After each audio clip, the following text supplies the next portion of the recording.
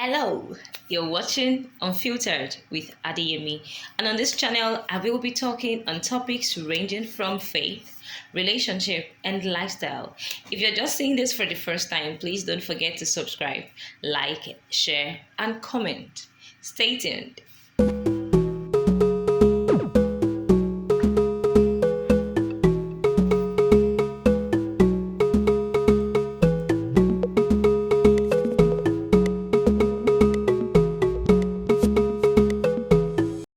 Okay, so my personal journey in and out of low self-esteem. This is going to be like a two-part video because I cannot finish everything in one video. I don't want to take too much of your time, and I want you to enjoy every bit of it. So in order not to bore you with a very long epistle, I'm just going to make it a double video. So there will be a first part and there will be a second part. And my desire, God helping me, is that I would be uploading content every week, God helping me, and preferably Saturdays. So Saturday is still the day for now. I pray nothing changes. Yeah. So my personal journey with low self-esteem and how I was able to get over it. So I'll start by explaining what self-esteem is. Self-esteem is the way we see ourselves, we think about ourselves, and the value we place on ourselves. Let me put it this way: self-esteem is the way you think about yourself and the value you place on yourself. So remember, it is in this explanation, it is more of like a personal assignment. It is more of like a personal responsibility. Trust me, self-esteem has little to nothing to do with about what people say about you. You don't really get your complete self-esteem by what people say about you, especially if you have a damaged self-esteem already, if you have a low self-esteem. People with low self-esteem will not believe will not believe the compliments people throw at them. They will think people are just being exaggerating, or probably they are just flattery, or they are deceiving them. People with low self-esteem will not take compliments. They would not take favor or kindness shown towards them, because they would feel like probably this person needs something in return. Let me not jump ahead of myself. So let me start by saying this, that I grew up to hearing stuff like my nose is too long. Is it long? Yeah. And then thank God for growth now. Probably it was long then. Okay, so I heard things like my fingers were too long, my toes were too long. I heard stuff like, then I was still growing, so I heard stuff like I'll be too tall, I will grow to be too tall, that maybe no man would marry me. And the highlight of everything was from primary school to secondary school, through university, even after university, even I'm talking about till last year, I heard it countless number of times that I am too slim. I don't know how people get to do that. And even if you're saying it for just once, it's okay. But when you say it and then you say it repeatedly, you are too slim. Why do you look like this? Have you not been eating? Are you suffering? If you're saying it from the place of concern, then you say things like, oh, what happened to you? Especially when you know that, okay, the person has probably just emaciated, and not that the person is, if someone is slim naturally, you don't have to tell the person is slim. The person obviously knows that he's slim. He or she has a mirror in her room. But then it's different from you seeing someone emaciate and then you being worried that, what happened? Are you fine? And it depends on your level of relationship with you. But you entering a room for the first time and then people start looking at you like, this lady is too slim. And then you, she's so slim. Why is she like this? And then they give you nicknames like Lepa, Beku, Orobo, yes, for those on the big side, Afati, Bonbon. And then they make jokes, they crack jokes about you and all of that. You know, as those jokes might seem to people cracking them and probably their audience, it is hurting and damaging somebody. These people might not have the courage to actually stop you, and there might be nobody around to stop you. But somebody is being damaged. Somebody's esteem is going down because you are having fun. So I had all of those things, and then I made up my mind. I made up my mind. I decided in my heart that I was not good enough. I was not good enough. So I tried to do things that I wouldn't have done in my real sense, that I wouldn't have done if I had a healthy self-esteem. I tried to like do things so that people would like me. I try to do things so that even if I try to do things so that people would like me and say good things about me, and when they say them, I don't really believe them. Yeah, it's confusing, right? Yes, it is what it is. I want to hear those things, but I still don't believe them. I want to hear people tell me I was beautiful, which was rare in those days. I rarely hear people tell me I was beautiful. Yes, it was rare in those days. But I want to hear people tell me, oh, you sing beautiful. Yes, I heard that. You sing beautifully well. I heard that countless number of times, but I had my struggles. I want to hear people tell me you are a good girl, you're a nice girl. Oh, I heard that. And I was being nice because I was doing things at the detriment of my own joy. I was doing things that I wouldn't have done on a normal place. I was doing things just to make people happy, just to make people feel like, okay, I like you, or I went into relationships I would have declined in the first place. I did things out of my way. Not because the people receiving it were bad, but because I had struggles. So I just wanted to feel among. I just wanted to just feel among. It was as bad as if I if someone wants to if someone knows that I can do something, and I know that I can do that thing, and the person approaches me that, Adeyemi, can you do this for us?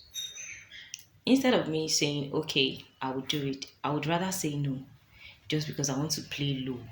I want to play humble. So I don't want people to talk about me. So I would rather play low. It grew so worse that in my house, they thought I enjoyed sleeping because I can sleep. I still sleep now, but my sleep is not from the place of low self esteem anymore. They thought I enjoyed sleeping, but it was low self esteem. I was sleeping not because I enjoyed doing it, but because I just wanted to get off that mind. I just wanted that mind to get off me. Like, I don't want to start thinking about it again, that, okay, I'm not good enough. So I was always hiding in my bedroom, sleeping. So whenever they come check on me, sometimes I would even hear them, Yemi, oh, she's sleeping. She likes to sleep. She enjoys sleeping. I heard a lot of that when I was growing up, but I was struggling. I was really, really struggling. So I was good at many things, and one of the things that stood out for me was that I love to cook, and I cook good food right from teenage age. Yes, I cook good food. So something happened. I visited a family, and then fortunately for them, it was their child's first birthday. Their first child was having her first birthday, so I offered to do the cooking. I was not into food business then. I was not cooking as a business then. So I offered to do it. I did everything. It was jollof rice, fried rice, and probably some meat. So it was just an indoor party, like friends, colleagues, neighbors. And then when I was done with cooking all of those meals, I went inside and I was forming sleep. I was not sleeping. And the man of that house came to me and he told me that, why are you hiding when you should be outside? That word struck me because he saw my struggle, knew that I was not sleeping. I was not sleeping from the place of, oh, I've cooked all those meals, so I'm tired. He knew my struggle. So instead of him saying, why are you sleeping when you should be outside celebrating us? He said, why are you hiding? You have just finished cooking that amazing meal and people are enjoying your food outside there and you are here hiding. Come out. That word struck me like I have never heard it before.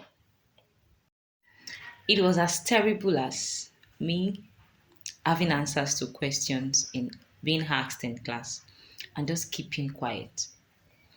All through my days in university, I lived a very quiet life. It was me seriously minding my business. it was so terrible that I did not even know how to approach somebody to maybe greet the person or start a conversation. Me start a conversation. Ah no, I can't do it. What am I going to say? If I have to start a conversation with you, I would have rehearsed like 15 times at home. Because how am I going to start? I just wanted to be perfect. I want to come out and there is no hero because I was afraid of being criticized. I was afraid of being the subject of the discussion. I don't want people to talk about me. Even if you're going to talk about me, let it just be only the good side. When you start saying the bad side, oh my God, it will seem like I should disappear. And one of those terrible things fear I had then was I hate it when you eat my food and you did not enjoy it. Or probably I now made swallow and they were lumps. Ah, my God. Let me give an instance. Of course, there were several times that I made dinner at home and then there were lumps in the swallow. I would rather pretend like I was washing the plate I had used in cooking that food till everybody had eaten. And then I'll be hearing comments like, ìbà yìí ní kókó lálẹ́ yìí o, kí ló ṣẹlẹ̀ náà? There were times that, if mommy ever gets to watch this video, please forgive me. There were times that I would prepare semo. And if I notice, my struggle with semo was not here. Before I could know how to prepare semo perfectly, my God, my struggle was not here. I would prepare semo. And then, if you don't know how to prepare semo very well, oh my God, the lumps will be like the subject of the matter because they will be so numerous that if you start removing, you will remove the whole semo and there will be nothing left in the pot. So I will pour that away and then I'll prepare another one. And pap too. Because I just don't want anybody to criticize me. I want to present everything the perfect way. I only like good compliments. I don't want criticism. I don't want somebody complain about the things I have done. So it was a struggle for me to even make friends.